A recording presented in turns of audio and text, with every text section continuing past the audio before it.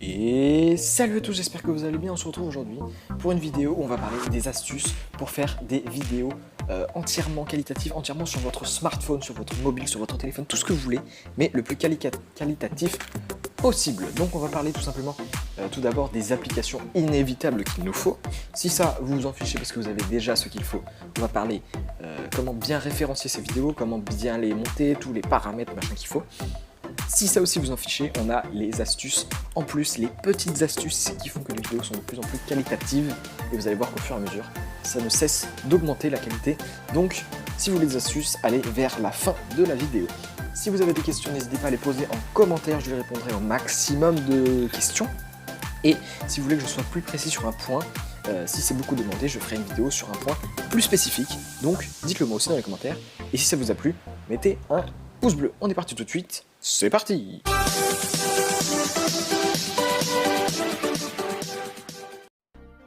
On va commencer tout simplement par les applications pour filmer son écran, tout simplement le plus important sans doute.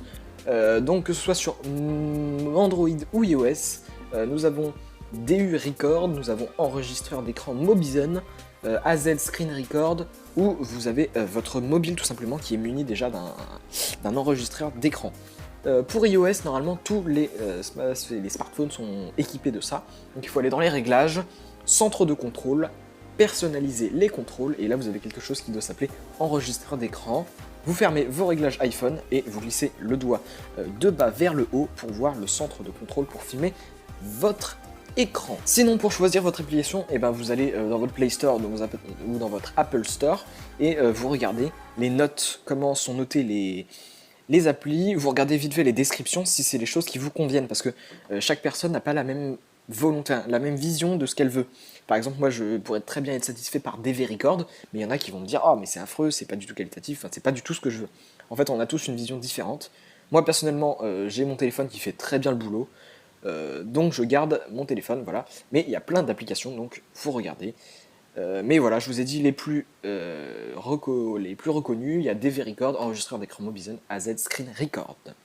Ensuite, la seconde application très importante aussi, bien sûr, c'est votre application de montage.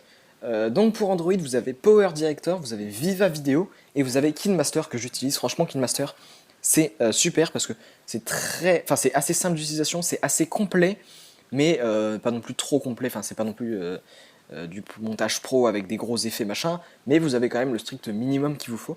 Franchement, moi je trouve ça assez simple, enfin c'est ce que je fais mes vidéos que avec ça, donc c'est assez quali, je trouve. Dites-moi d'ailleurs ce que vous en pensez, mais moi je trouve que c'est plutôt bien.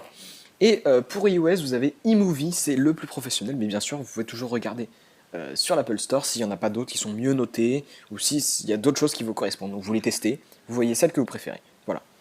Pour KineMaster, je vais montrer juste après là.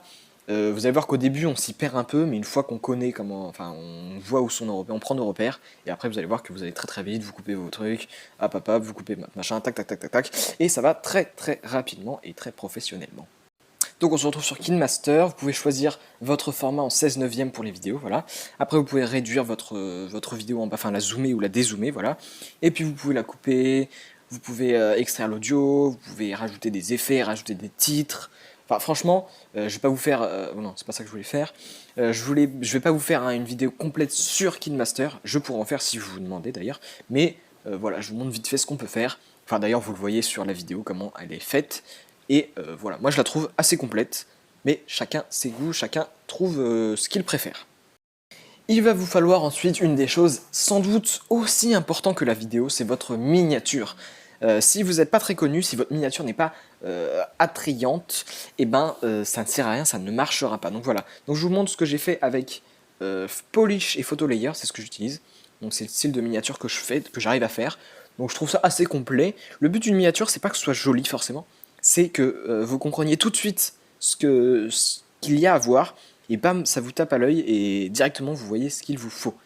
Donc vous avez Polish, moi j'utilise Polish et Photo Layers, je vais vous expliquer pourquoi, mais vous pouvez aussi utiliser Pixel Lab, qui est assez professionnel. En gros, j'utilise Polish pour pouvoir faire le montage final, ajouter le texte, superposer des images, des petites flèches, des effets machin, voilà. Et j'utilise Photo Layers voilà comme vous le voyez, pour détourer certaines images. Parfois j'ai envie de, là je fais du Brawl Stars moi, de temps en temps j'ai envie de mettre un Léon détouré, et ben je ne trouve pas de photo de Léon détouré, du coup je prends une photo de Léon, et hop après je viens le gommer sur les côtés. C'est assez facile puisqu'il y a des trucs spécifiques pour gommer.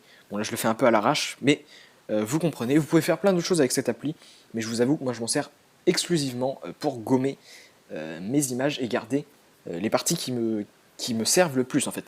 Mais il y a d'autres applis, j'ai vu qu'il y en avait d'autres qui étaient très pro, mais je les utilise toujours pas. Moi j'aime beaucoup, enfin je me débrouille bien avec ce que j'utilise, donc je garde ça. On se retrouve à présent pour la deuxième phase. Ce que j'appelle la deuxième phase, c'est la publication. Donc on va sur YouTube, vous cliquez sur votre petite caméra, là vous avez vidéo en direct ou post. Normalement vous aurez que vidéo, sauf si vous avez plus de 1000 abonnés. Donc tout simplement, hop, vous cliquez sur le truc vidéo, vous ajoutez votre vidéo, là on va mettre celle-ci pour tester, voilà, et là vous ajoutez seulement un titre, ok. Le reste on fera sur YouTube Studio, la chose inévitable. Donc sur YouTube Studio, vous allez dans vidéo, à gauche, là, dans vos 3 petites barres de paramètres, vous allez dans vidéo, et là vous aurez votre vidéo un peu grissée parce que vous n'avez pas mis de miniature. Donc vous pouvez modifier la miniature dans celle que vous avez faite juste avant, donc là on retrouve notre Léon juste avant, hop, et ensuite vous allez mettre une description, là vous la mettez que maintenant parce que, enfin en fait vous auriez pu la mettre avant, mais c'est plus simple de la mettre maintenant en fait, comme ça vous faites tout ici, vous ajoutez vos tags qui sont hyper importants les tags, c'est ce qui permet de référencier votre vidéo. Donc là vous mettez votre tag, et après vous sautez une ligne après chaque phrase, il faut qu'il y ait le maximum de phrases pour que dès que quelqu'un va taper cette phrase sur YouTube ou sur Google, et ben votre vidéo soit référenciée en fait. Et plus il y aura de tags précis, de différentes orthographes, de différentes majuscules, minuscules, voilà. Si vous tapez exactement la même chose que les gens vont taper, en fait, il faut que vous mettiez dans la peau des gens, dans la tête des gens. Les gens, imaginons, ils veulent manger des pâtes carbo.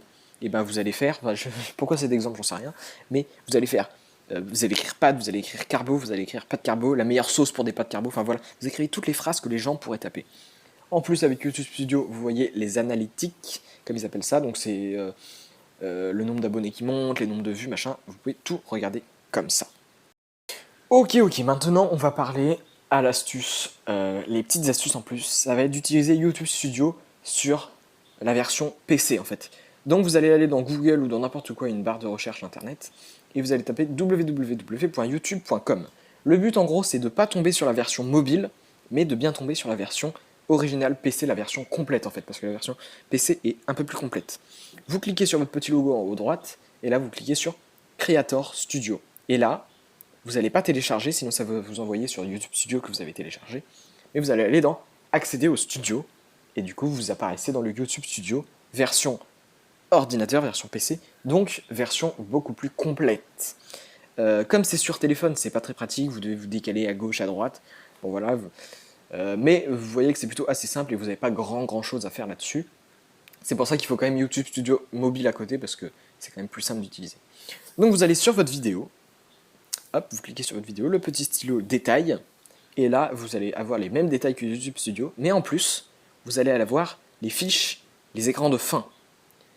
Alors les fiches, c'est le petit i en haut à droite que vous voyez dans certaines vidéos, les petits sondages que vous avez. Donc vous pouvez ajouter une vidéo, vous pouvez ajouter une chaîne et aussi des sondages. Donc vous choisissez à quel moment vous mettez votre sondage, et hop, vous ajoutez le titre de votre sondage, les choix que les gens peuvent faire, et voilà. Hop, question du sondage, bon voilà, peu importe. Et ensuite vous choisissez les choix du sondage. Vous avez aussi les écrans de fin. Alors les écrans de fin, c'est à la fin des vidéos, dans l'outro, et ben vous avez le symbole d'une chaîne du gars, et souvent vous avez une ou deux vidéos. Si vous cliquez dessus, ça vous envoie directement sur une autre vidéo. Et ben c'est comme ça qu'il faut le faire. Vous ajoutez un écran de fin, vous choisissez à quel moment il apparaît, et hop, vous mettez votre logo, automatiquement il se met en fait. Vous mettez une vidéo, votre dernière vidéo, ou vous mettez autre chose, enfin vous pouvez mettre plusieurs choses, vous allez voir. C'est assez simple et c'est beaucoup plus pro en fait, ça fait beaucoup plus pro à votre outro que les gens, s'ils regardent jusqu'au bout, et ben hop, ils ont juste à cliquer dessus, hop, et ils s'abonnent directement. Ils apparaissent sur votre chaîne et ils voient si votre chaîne est bien, si ça peut lui plaire. Donc c'est assez pratique. Franchement, cette technique elle est franchement bien. En plus, vous pouvez faire des lives avant les 1000 abonnés avec cette technique de YouTube Studio version PC, parce que pour faire des lives, vous pouvez faire des lives quand vous voulez, mais pour faire des lives sur mobile, il faut avoir plus de 1000 abonnés. Donc c'est pour ça que là, avec cette version-là, vous n'avez pas besoin d'avoir plus de 1000 abonnés. Il y a plein de vidéos là-dessus qui expliquent comment faire des lives avant les 1000 abonnés sur mobile. Donc voilà, j'espère que ça vous a plu. Si vous avez, c'est ça, bon voilà, mettez un pouce bleu et on se retrouvera pour d'autres vidéos. Et sur ce, je vous dis ciao.